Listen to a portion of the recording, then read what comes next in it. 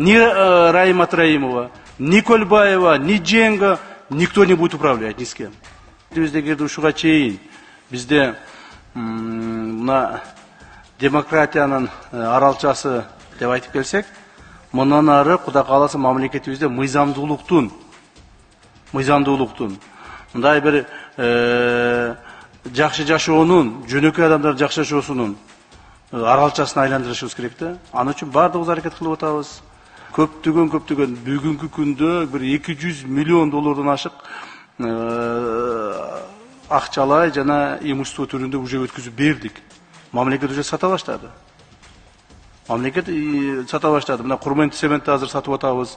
Курмент цемент ошол ОПГлардын колунда болчу. Азыр 5-6 миллион долларга келип атат, жанагы инвестор келип атат.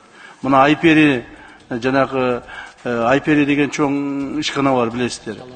Салан